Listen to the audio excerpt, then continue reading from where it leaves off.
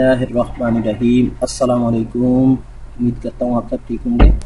ये हकीकत है कि इंसान किसी भी मश्क से बगैर मनसूबा बंदी और ज़हनी तैयारी के फ़ायदा नहीं उठा सकता।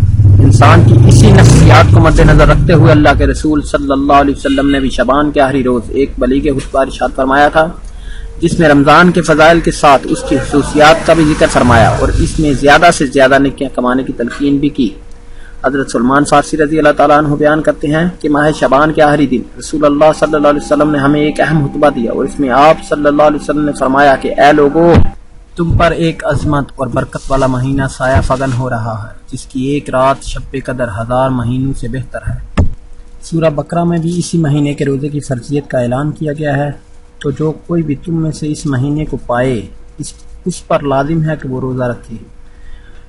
इस महीने में रोज़ा रखना तो फ़र्ज़ है, जबकि रात का क़याम नफल होने के बावजूद बहुत ही अजर व सवाब का बायस है। क़यामुल लैल का इतलाक़ सूरह मुज़म्मल के आयात की रोशनी में कम से कम 1/3 रात पर होता है, लेकिन खुलफ़ाए राशिदीन के दौर से ही इसका कम से कम निसाब उम्मत के अंदर रवाज पा गया है और वो है निज़ाम तरावीह। ये क़यामुल लैल बहुत अजर व फजीलत का बायस है। हज़ूर अकरम सल्लल्लाहु अलैहि वसल्लम ने फरमाया, जो शख्स इस महीने में अल्लाह की रज़ा और उसका कुर्ब हासिल करने के लिए कोई गैर फ़र्ज़ इबादत यानी सुन्नत या नफल अदा करेगा तो उसको दूसरे ज़माने के फ़र्ज़ों के बराबर इसका सवाब मिलेगा और इस महीने में फ़र्ज़ अदा करने का सवाब दूसरे ज़माने के 70 फ़र्ज़ों के बराबर मिलेगा।